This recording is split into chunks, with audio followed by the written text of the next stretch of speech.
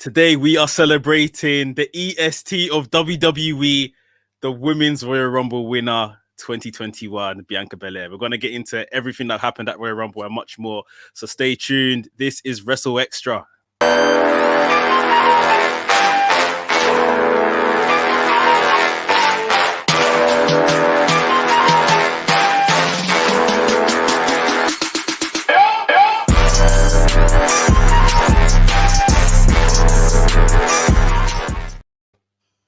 Yo, it is your boy A-Dazzle here. We are on WrestleXtra. I swear, this is like episode 25 now, you know. It's a nice milestone, and we're coming back. We're coming back with the big news. When I say back, we weren't here last week because the little pandemic that seems to be happening in this world kind of took its toll on my little family.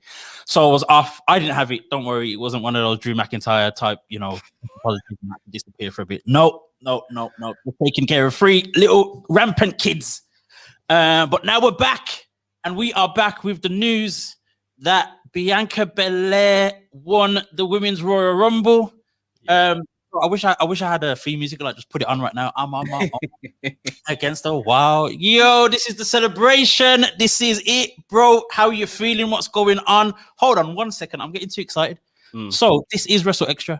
You're listening on affinityextra.com, and you're watching right now on the WrestleManiac YouTube channel. Bro, tell me what's going on. Bro, it is what it is. I feel like as a people, we have climbed a massive mountain, and it's like so fitting. It's so fitting going into what is Black History Month now in the US. That, you know, the night before we had one of our upcoming queens of the scene. You know, take what is a massive step towards the crown of the WWE Women's Championship, whether she goes for the Raw one or the SmackDown one, most likely the SmackDown one. Absolutely incredible scenes on Sunday night, man. It was brilliant to see. Even your post of people celebrating and DMing even you. Imagine, well, you know, imagine what the traffic must have been like to Bianca Belair's pages and stuff like that. It's amazing, but it's so happy it's happened and can't wait to get into it. It's crazy, man. So I was watching alongside the guys from the Black Wrestling Podcast, Jobberteers Podcast, Pretty Heels, Wheel of Wrestling. So all of those folks, we were watching it all together on a Zoom, and you know, we're about 5 hours in front of those guys, in time. I think I was about probably 20 seconds in front of them as well on watching the WWE Network. So I went crazy straight away, and everyone else is looking at me like, what? Yeah. That was amazing. But yeah, man, the scenes were crazy, bro. What I absolutely loved as well is the last 3 of the Rumble, of the Women's Rumble, was Charlotte, Rhea Ripley, and Bianca Belair. I believe it is a year to the day almost, I believe, that those 3 were, you know, facing each other again in the ring in a very similar type of triangular, you know, formation on NXT just before Rhea Ripley. I think it was a week or so before Rhea Ripley defeated Bianca Belair. Charlotte defeated Bianca Belair and went on to go on to face Rhea Ripley. But I think the last 2 was absolutely perfect. The way they, you know, both of them got rid of Charlotte. The last 2, for me, I would have been happy with either winner at that time, there and then. I was rooting for Bianca. Of course, I was rooting for Bianca. But, you know, I think you said it in one of your posts, you know, when you kind of you root for someone and you're still thinking, yeah, but it's WWE. But do we really want to get a little too optimistic? But they came through. The tussle between the 2 was amazing. That little matrix thing that they did when the pool over there, that was amazing. Yep. And then, yeah, man, the scenes afterwards with, you know, an emotional Bianca. I even got to see Kayla Braxton in the ring as well. Come on. It was getting better than that. But no, to see Bianca Belair pointing to the sign, I am going to WrestleMania. Oh, man. It's crazy. And God, even further than that, the scenes afterwards backstage when she's hugging her husband, Montez Ford in the back, and it was extremely emotional. Extremely emotional. I mean, I don't know how it gets better. I don't know how it, I mean, I do know how it could get better. Yeah. But right now, I don't know how it gets better.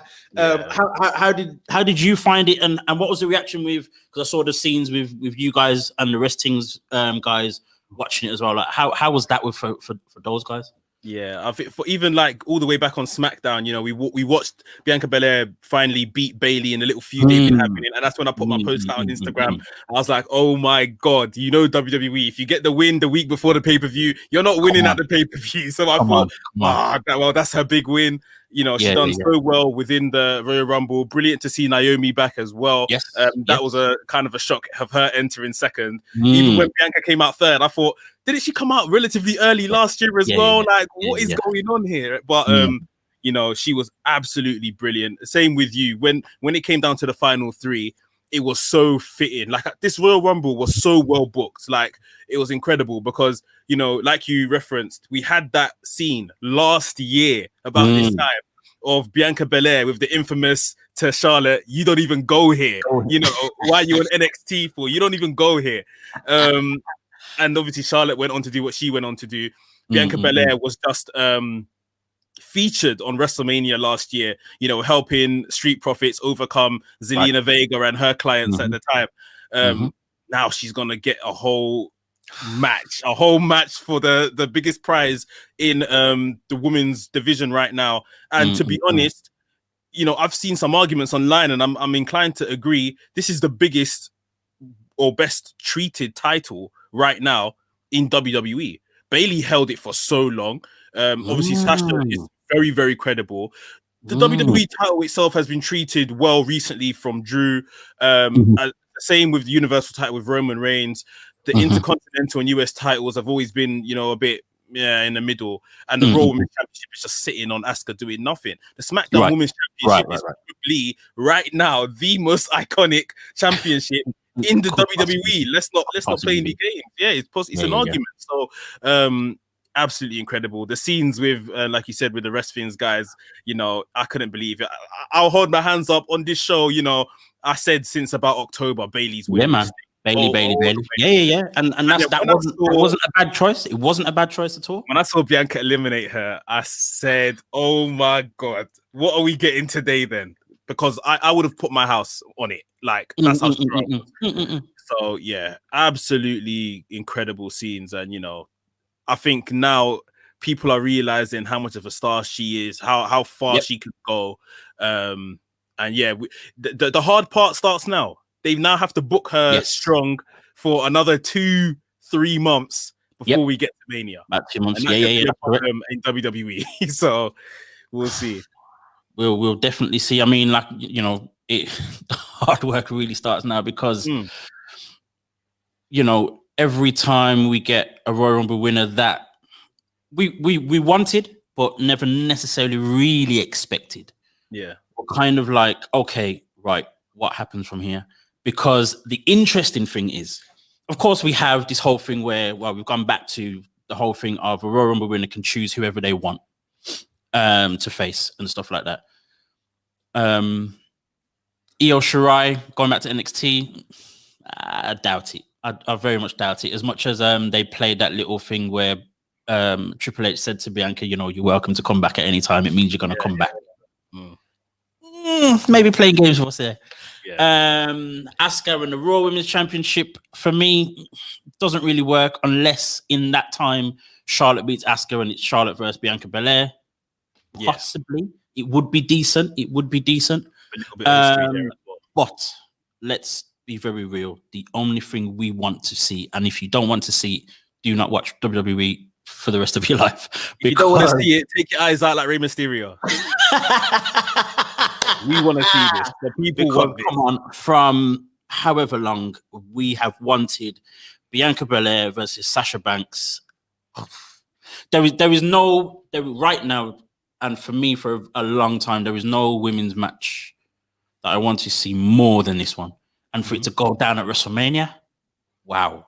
Wow. I thought it was going to happen like, maybe I don't know, one of the random pay-per-views that they have. What is it, like Judgment Day? I don't know. Judgment Day. One of those random ones, you know what I mean? I thought it was going to happen like that, but for it to happen, and hopefully the first time, because hopefully don't do anything in between with them two, is going to be at WrestleMania. The interesting thing, and from when you said, for a while that it's going to be Bayley that's going to win the Royal Rumble and stuff, I believe that there's going to be some type of interference from Bayley in this whole thing.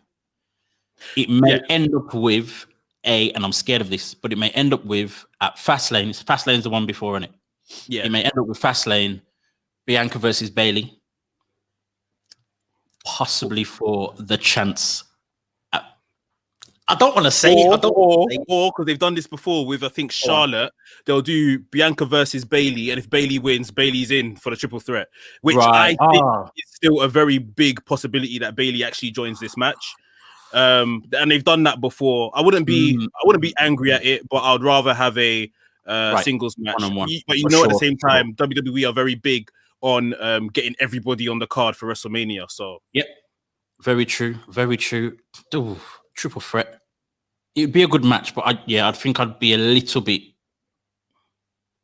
You want the singles match? Yeah, I'd be upset. I want the singles match. I need it to be two black women, just WrestleMania. Biggest women's match of the night. Can't get any bigger than that. And really and truly, with all the noise they make about the winning of the Royal Rumble main eventing, they should let them main event at least the first night of WrestleMania with Edge and whoever main event in the second one. That's true. That is true. That can work. That can definitely work. So it's going to be interesting. Bayley's going to get involved in some way, and I think it helps. I think it will help Bianca's road to WrestleMania as well, if she does get involved and overcome Bayley in some way. Let's hope it's not the triple threat thing or Bianca losing out. I was lucky to be, or one of my many story posts the last couple of days about Bianca.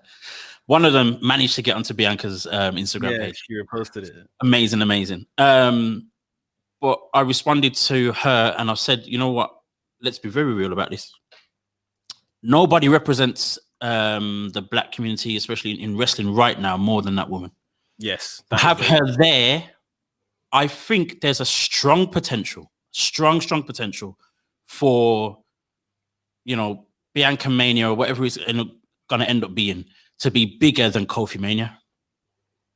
I think so. There's strong potential for it. I think what Kofi had on his side was the fact that, he's been doing this for 11 years plus, and he's won everything apart from, and it kind of came out of nowhere. So we were, that took us. But I think with this, we've been pushing for it, begging for it for so long. I believe there's a strong possibility it could become a bigger thing. It's a real shame that there's no crowd at WrestleMania and that there wasn't at Royal Rumble. There isn't at Royal Rumble. Shame. There is going to be at WrestleMania, they say. They're expecting 20 to 30,000 on both nights. Okay. WrestleMania-sized crowd, as we know. But right. Of course. 30,000 when it's been zero for over a year. It's going to sound like 100K. So 20,000 silent screens. You know what I mean? Yeah. So, okay. That would make a massive difference. But yeah, I believe it's going to be interesting. I mean, bro, I'm excited just by the gear that they're both going to wear. Just that alone is going to be phenomenal from both of them. The entrances, all of that. It just doesn't get any better than this, I don't think. I'm still on an absolute high from Sunday night. Like every time something comes up and I see Bianca Belair's name, I'm still laughing and smiling to myself. I'll just take some of the comments. Jonesy chats wrestling. Thanks for joining us, bro. He said Bianca was unreal. What a star. And she has to beat Sasha at WrestleMania now.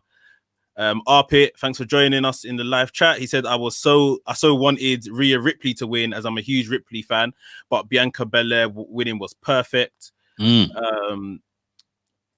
Jonesy again, I like the stuff Bianca did with Naomi. The cartwheel spot was great. Yeah, very athletic. That was early on in the Rumble. Very true. I like that.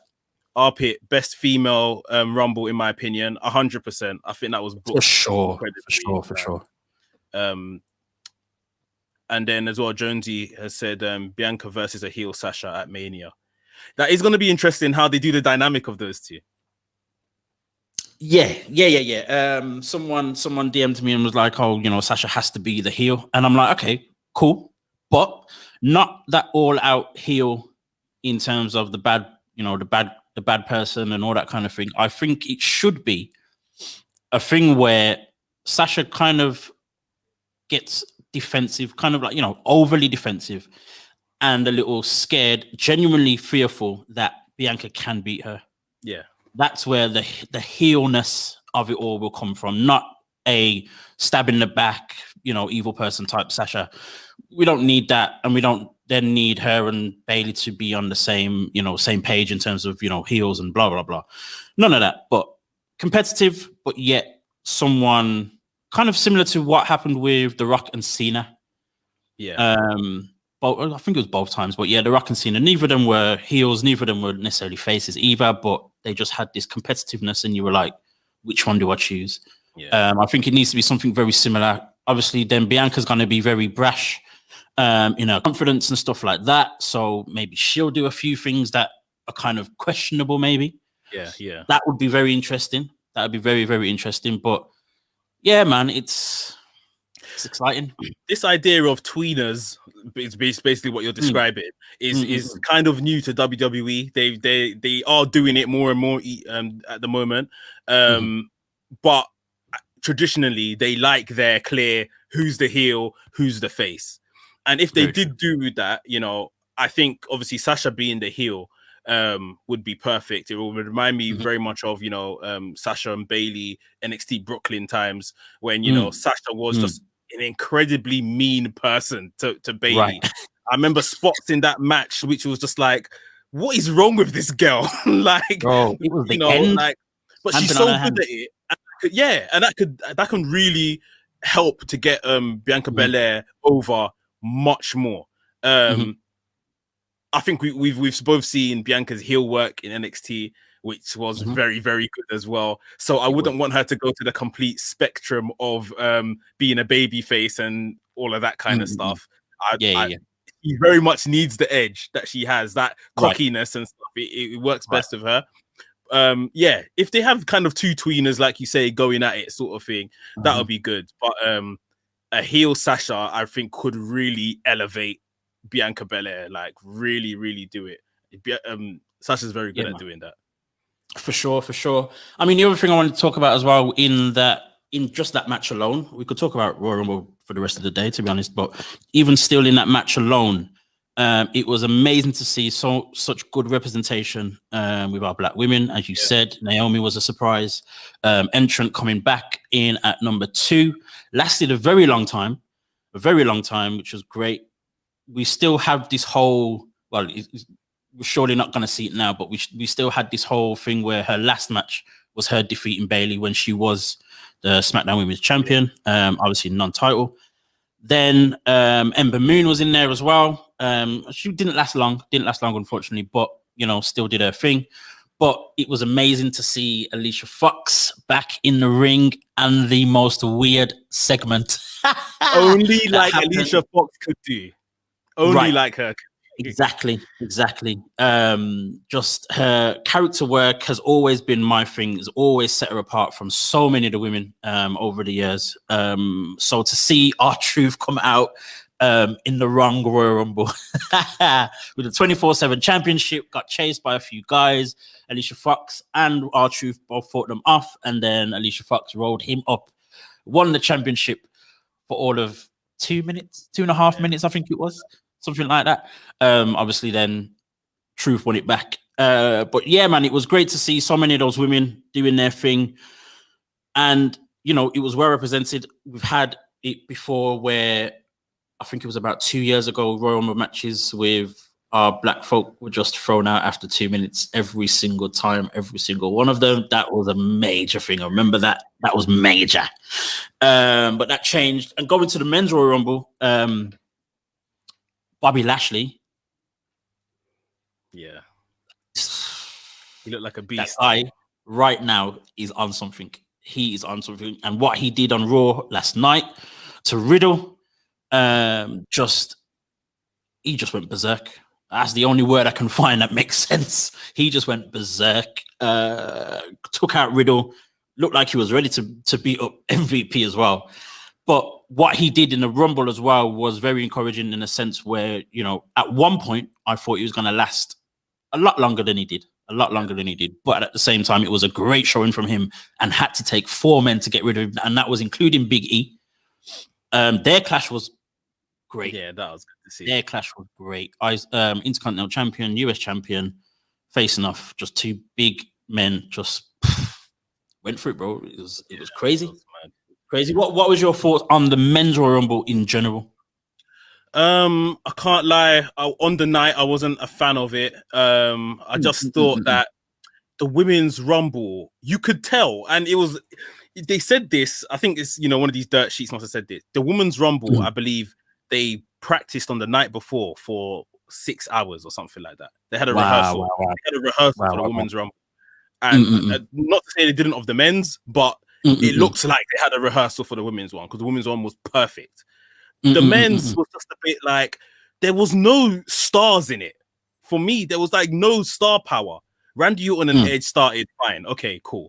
Yeah, Randy Orton then went off. Daniel Bryan came in, brilliant to see Rollins back. We had the likes of Big E, which have been treated well. Bobby Lashley that have been treated well.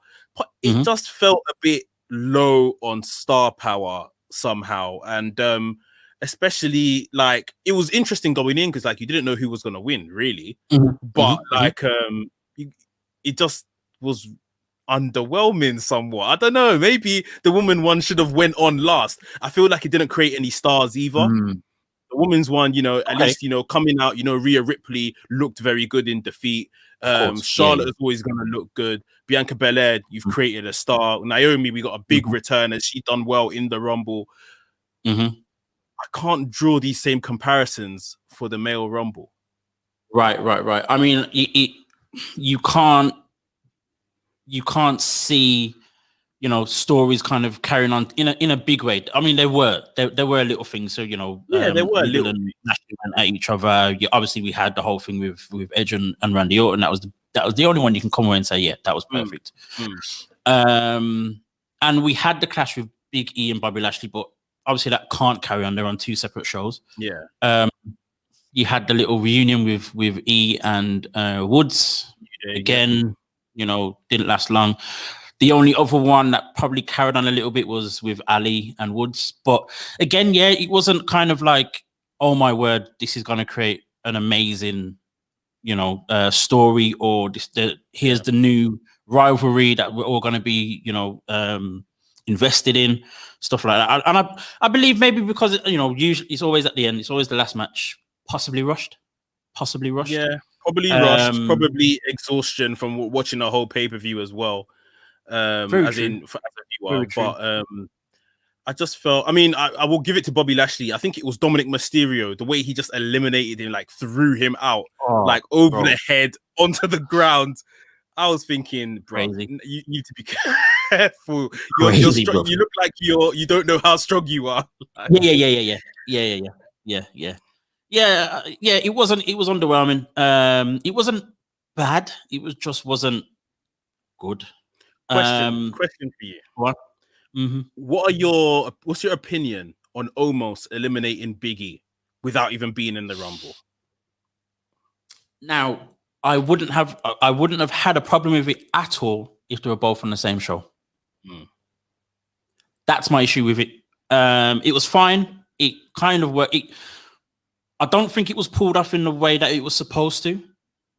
It definitely looked a bit odd. It almost seemed as though something a little bigger was supposed to happen for AJ Styles to react the way that he did. It's almost like he remembered and then went, You know what I mean? So that was a little bit weird. But yeah, because they're on separate shows, nah. If we did that to Lashley, different thing altogether. Yeah. Completely different thing altogether. Both on the same show, it can then carry on into Raw. But for them to do it and they're on 2 separate shows, nah, that just didn't work for me. I have no issue with someone else, that whole someone else who's not in the match eliminating someone. That's fine. It's, all part and parcel of no disqualification and stuff like that.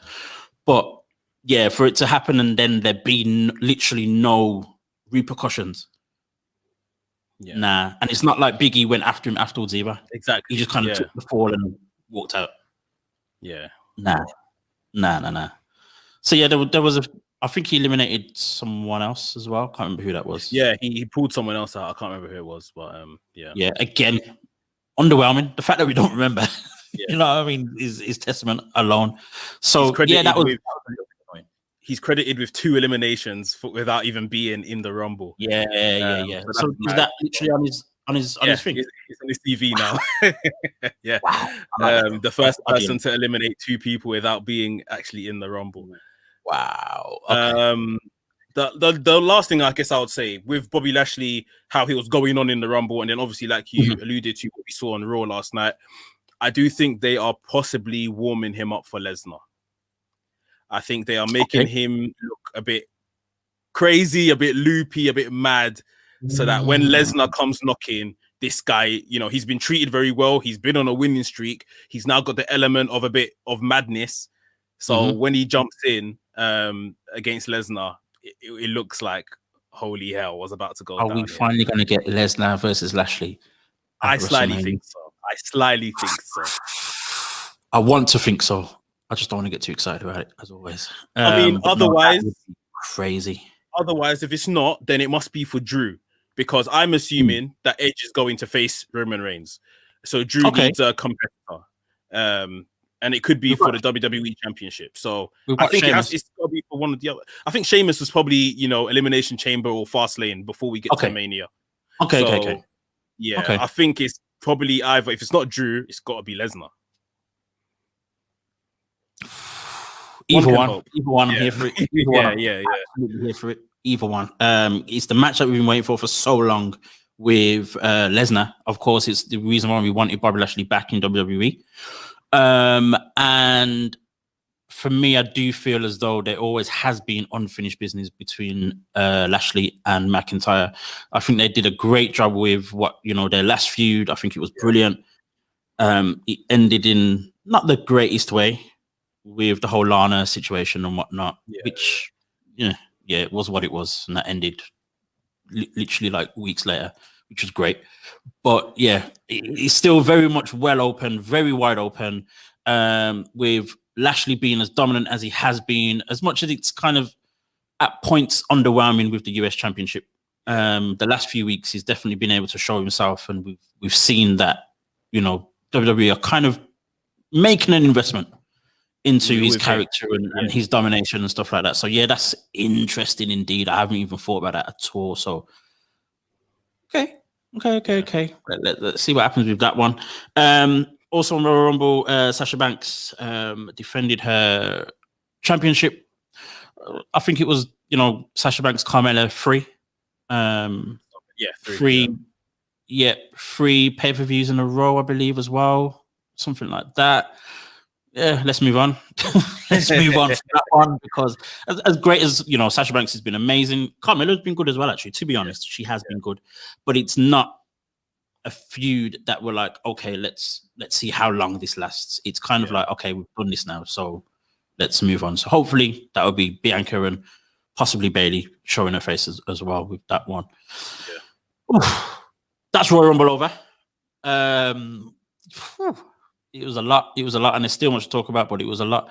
Let's move over to AEW. Now, we saw last week, Shaq has finally started some fight talk with Cody Rhodes. How are you seeing it? Like, obviously, he made whatever statement on his I don't know what the show is actually called, but the NBA review show, ESPN or whatever, Fox Sport. I don't even know what it is anymore. I don't even know. I think it's on TNT, but yeah, whatever. TNT, that's the one. Of course it is. Of course it is. What did you make of it? What did you make of the way it was done? What he said? What's going on next? Bruv, if this was a book, I would have closed the book after reading Shaq's dialogue. Oh, hey, yeah, Cody. I'm talking to you, Cody. Oh, yeah, you look like a girl with your little blonde hair. Yeah, we can have a fight. You want to fight? We can have a fight sometime in March. Bro, come on, what is this? What is really like? I thought, you know what? This is a joke at this point. Like there are good things that have come out of it. Yes, it is putting, you know, AEW in the mainstream once they have this match. What's his name? Arn Anderson obviously did his bit on the show, building up and saying all the mainstream benefits as to why Cody should take this match.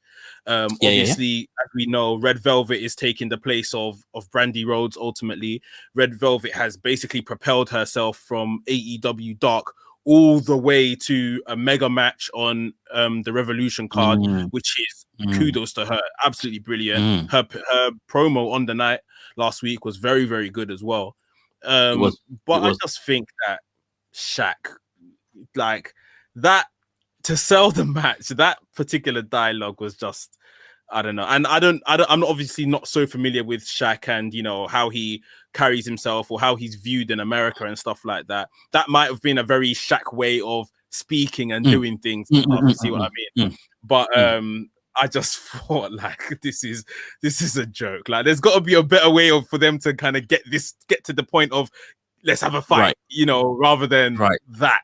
Like, yeah, I was underwhelmed, but I'm happy for Red Velvet. I'm happy for Cody, for Jade, that will obviously debut in that match as well. And let's see if Shaq can do anything in the ring. and this is the thing. It's that whole kind of cheesy. You know when you know someone who's watched wrestling before, but they don't watch it like we do. Yeah. So then when you get them to do something, it comes out a certain way, and you're just like, mate, just don't, just stop, That's exactly what that was. That's a perfect analogy, because it's like he was trying to play wrestler.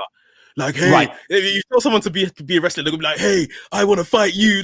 That's exactly what he was doing. Like, exactly that, bro. Exactly that. And I don't know if you saw, like, there's another clip as well where he got up out of his seat and kind of tried to intimidate one of his co-hosts, hitting the glass thing. Panel. And...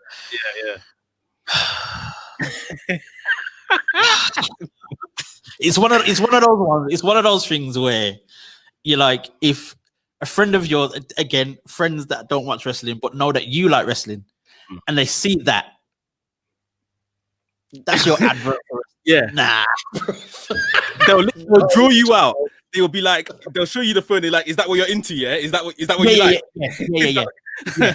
You know what? What they should have maybe done is have Cody carry this in terms of be the instigator for the fight and stuff.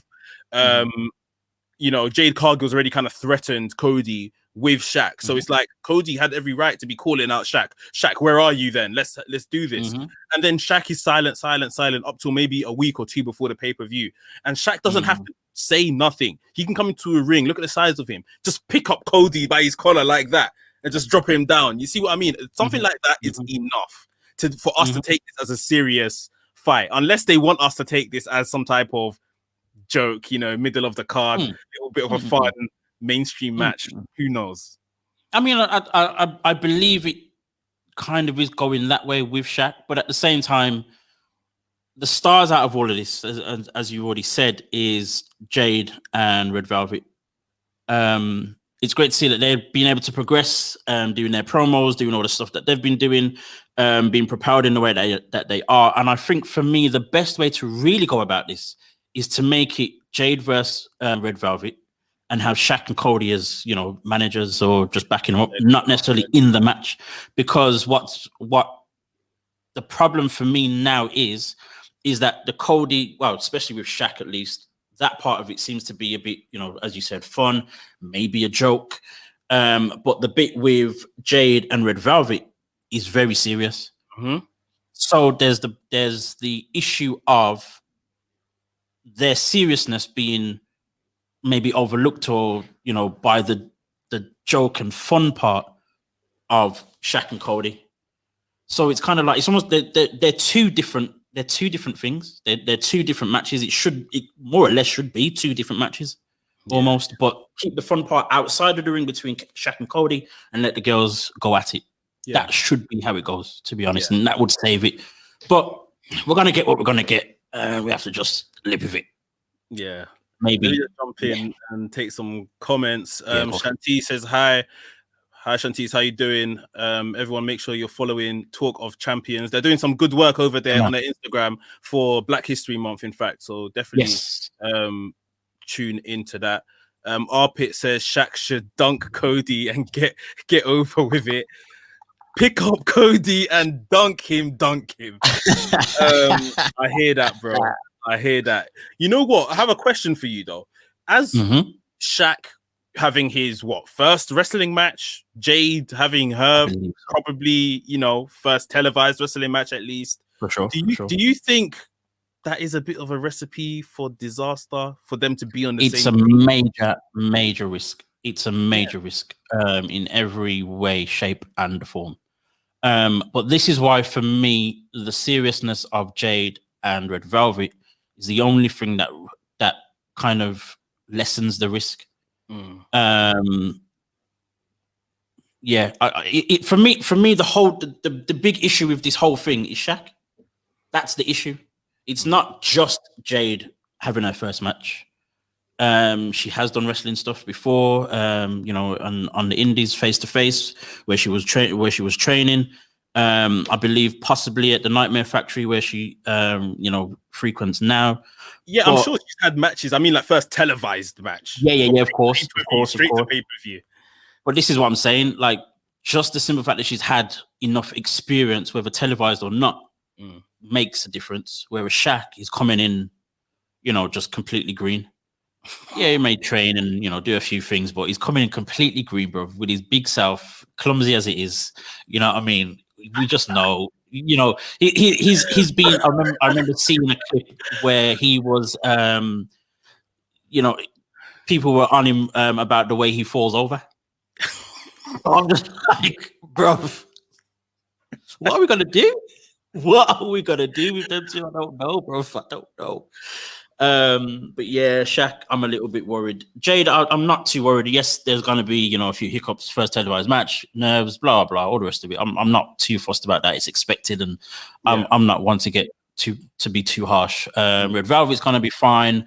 Cody, will I'm sure carry quite a bit of it, especially obviously with him and Shaq. But I just don't know. Yeah. I kind of. Yeah, I'm invested in the ladies. The rest of it, whatever. It is one of those. I mean, I guess the last thing we've seen that we can compare it to was a match I absolutely loved: Ronda Rousey and Kurt Angle versus Triple H and Stephanie McMahon a couple of WrestleManias ago, and I thought that match might even quite possibly have been one of the best matches on that night.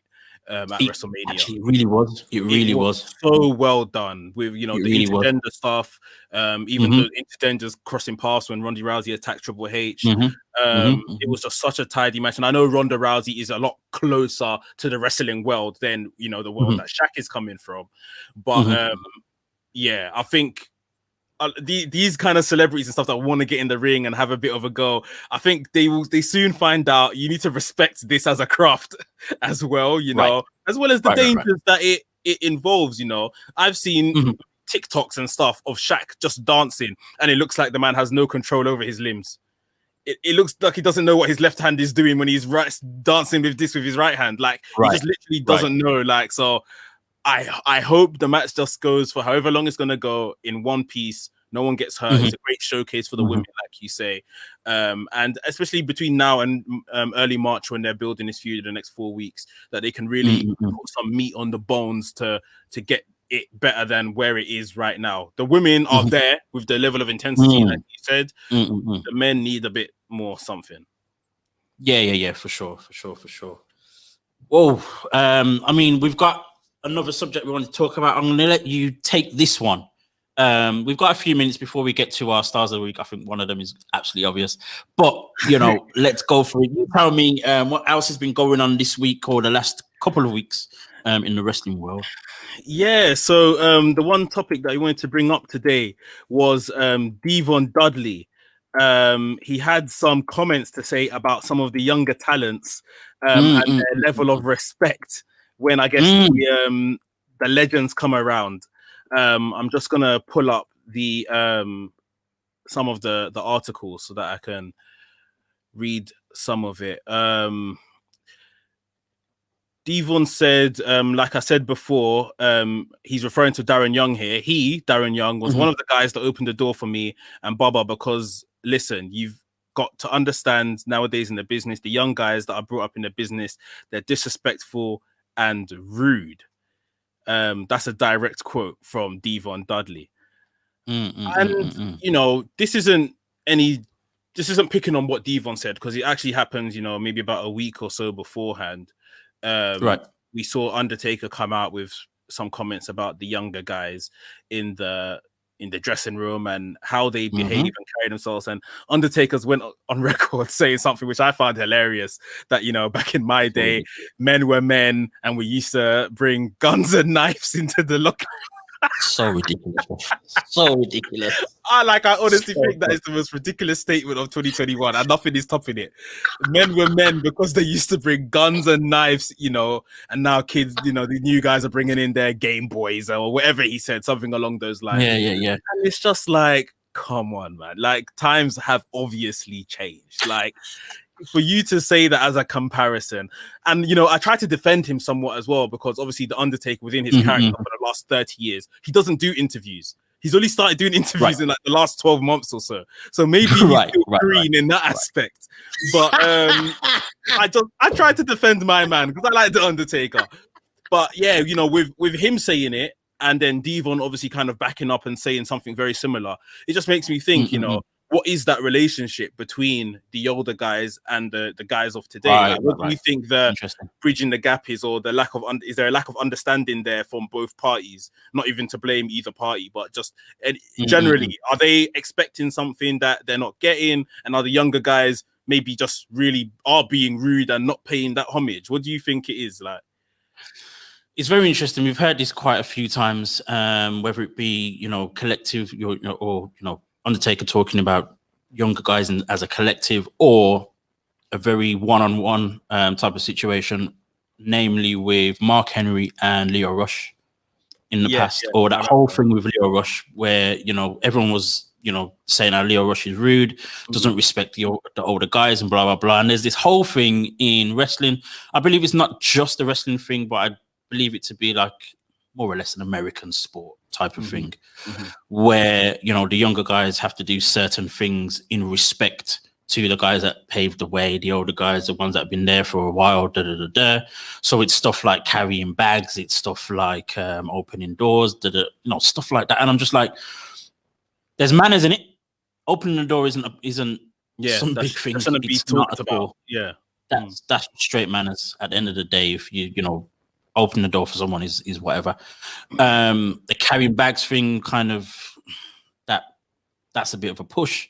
Yeah. But there's other things that they do, and you know, Devon alluded to the fact that Darren Young did those things, and you know that, you know, to him that's the respectful thing to do. He also mentioned in that same interview, and I think in the same article, it's been mentioned that, you know, he said, yep, you know, in the Attitude Era we were, you know, we had attitude, and you know, they were coming from ECW, which was an extreme place, and you know, very against the grain in terms of what pro wrestling was or has ever been. But he said, but we still had respect for, you know, the older people, or the guys that came before us, and that's all well and good, and that's fine, nothing wrong with that at all. If that's what you do, then that's what you do. I'm not here to necessarily chastise anyone for wanting to do that. But at the same time, for me, some people need to maybe understand that we're always going to be challenging those things that don't necessarily make sense to us.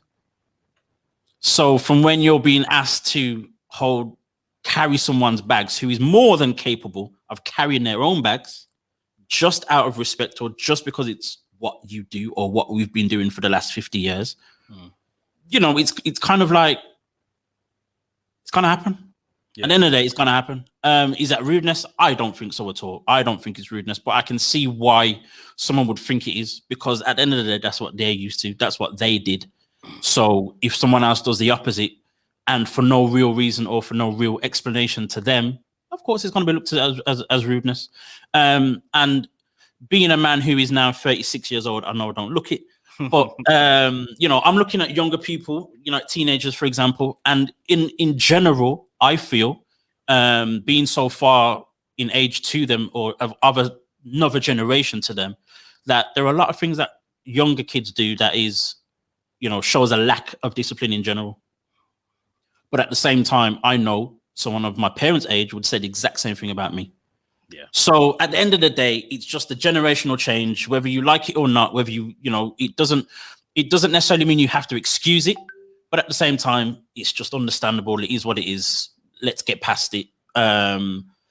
Again, unless, you know, it's not impossible that someone is genuinely straight up being rude.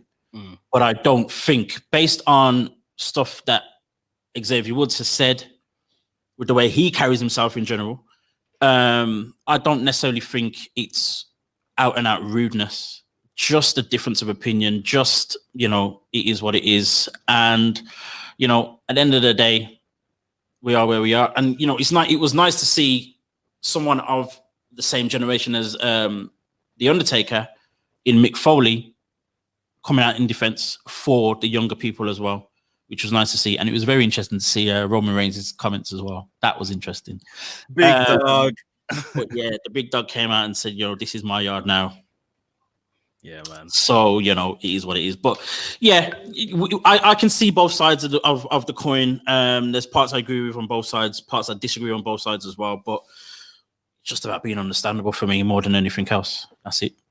Yeah. I think, like you said, there's just in most of these places, even if it's like a regular working environment, there's just certain things you do, certain ways you carry yourself. Even, you know, you refer to as American sport thing. I remember there was a time in this country where, you know, the academy players in football, they have to clean the boots of the first team football players, the soccer players. So, yeah, it's one of those things that it may have got lost in somewhere down the years. And yeah, once you come in and you expect certain things and all of a sudden it's not happening, it's not necessarily that it's rude. Things have changed, but then yeah, there might be actual incidents that you have with the younger guys, and then you might come out and say something. But I think at the same time, it's very dangerous for some of the legends to just brand it as the younger guys, because I doubt, you know, a lot of these younger guys are built off you lot. You see what I mean? They will quote you lot as their inspirations and their biggest icons and stuff like that. So they definitely wouldn't do anything to upset you. So, you know, maybe I'm not even saying draw someone out and say names, but just you have to be careful when you say younger guys as well, because you can't paint everyone with the same brush. Yeah, that's the truth. That's the truth. And again, like I said, I mean, even based on stuff that Mark Henry says, sometimes the quotes that we hear from Booker T on his show, you know, it's just this little difference of understanding of a generation. It's as simple as that. You know, Booker T usually with, you know, just dislikes social media in general. Anything that happens on social media is on it. And, you know, Mark Henry has a very similar way of, you know, looking at certain things or reading certain things, because it's just of a just different generation. It's as simple as that. But yeah, it is what it is. It's nothing to really make too much of. But it is very dangerous, as you said. It's very dangerous for people to just simply go on about it in the way that they do, because it can have a lasting effect to where you probably will now be looked at differently. Yeah, where you probably wasn't before. Who knows? Moving on, we have our last 10 minutes of the show. It is that time for us to choose our superstars of the week. I think it's pointless even asking. I think it's pointless even trying to choose two. I believe there is just simply one, but I'm going to let you go first, just for the sake of it. I will leave you to do the absolute honors of inducting Bianca Belair into our stars of the week for this week. I'll leave you with that. I will give you my honorable mention, or my second person who I would have put Let's in. go. So yeah, my star of the week is going to actually be Naomi. Really good to see her back in the Rumble and just back on TV after the long health issues she's been, kind of working on. So she's back looking fit and healthy. So great to see her back in the ring. Of course, she had a match as well, teaming with Lana last night on Raw, and she won there. So they're now number one contenders for the Women's Tag Championships.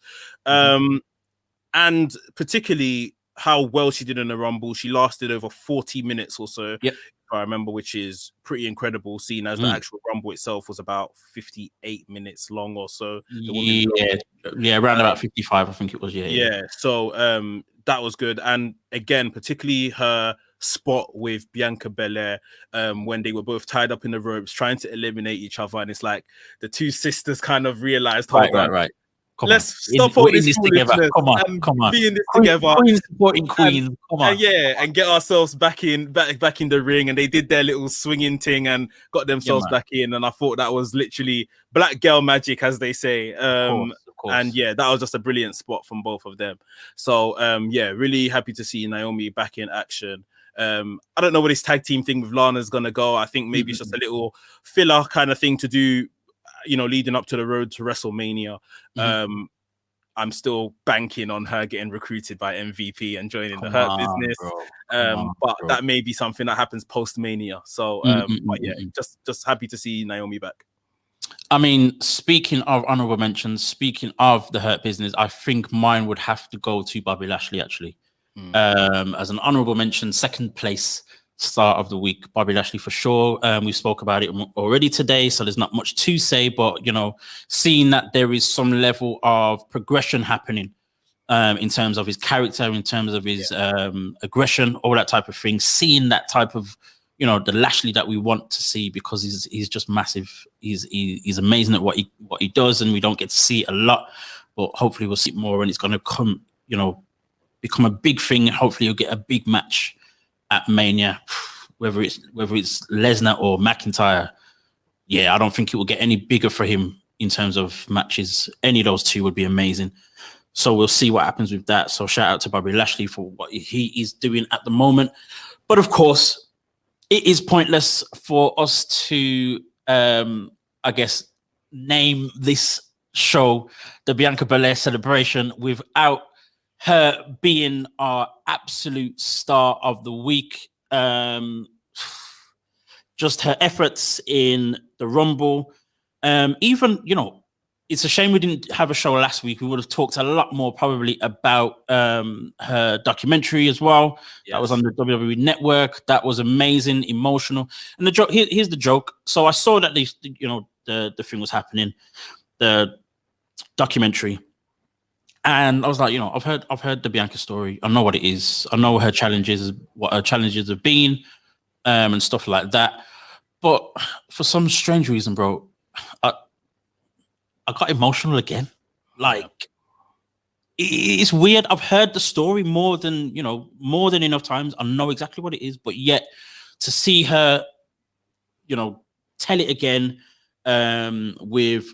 I think the one thing that made the massive difference in that documentary itself was her having her old notebook, old pictures of herself, her being there with her parents who were right there sitting next to her. She was saying how amazing they've been to her and stuff like that. I think that's what really made a difference this time around when hearing that story, and the challenges she has faced and stuff like that. And of course, that gave us hope.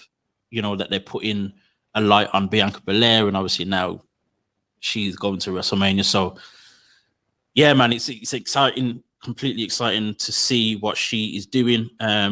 Absolutely what she's about in terms of being an unapologetic Black woman in every shape and form. She and Montez Ford are also doing something very interesting for Black History Month. They're dressing up as different iconic figures. I think they said every day for the next 28 days during February, of course. So I don't know how or who better represents us right now. Literally no one represents us as Black fans of wrestling in a better way than that woman right now. Literally no one, and no one has been able to before. So it's nice that it's amazing that she is how she is, but it's also nice to see that WWE are basically allowing it to happen. They're not putting a cap on it. They're not, watering it down. They're just leaving her to be able to do what she's doing. And that in itself is a major encouragement, major encouragement. So, Bianca Belair could easily be a star of the year already. And we're only just hitting February. Yeah. Regardless of what happens at Mania, yes, we want to see her with a championship. It's eluded her for how long? And something that you said in one of your posts, I think, was it yesterday, about her win, was that this woman has only been wrestling, bro, for 5 years. Literally started her training 5 years ago. She wasn't necessarily a fan. She did know what wrestling was, had watched it a couple of times, but wasn't a fan like we are in that respect. But for her to go from the CrossFit life to, Mark Henry giving her a call, she didn't believe it was him, didn't necessarily know what to do next, to then, taking it and being like, almost 5 years to the day later, she's booked her spot at WrestleMania, the biggest wrestling show of the year. It's crazy, bro. There are certain people in training now who haven't even reached telly, hasn't even reached a high level independent promotion, and the story's crazy. The story's crazy, bruv. My missus is a super casual fan, if you like, and she's been. We see another black woman on TV, you get invested straight away, and she saw obviously the obstacle course thing she done with Bailey 2 weeks ago. Right. Said, that was amazing. She's like, what is this joke? I thought you watched wrestling. What's this? She saw that. Then obviously we then watched Bailey versus Bianca Belair on SmackDown the following week. Okay, Bianca Belair gets the big win, and we saw the speech after there, and she was touched by that. By then my missus was fully invested. Oh, women's rumble, I'll watch that with you. I was like, get a load of this guy. What do you know about the women's rumble? He was asking, oh, what time does it come on? What time's the fight? I said, it don't work like that. But she watched it. We watched Sasha before, of course.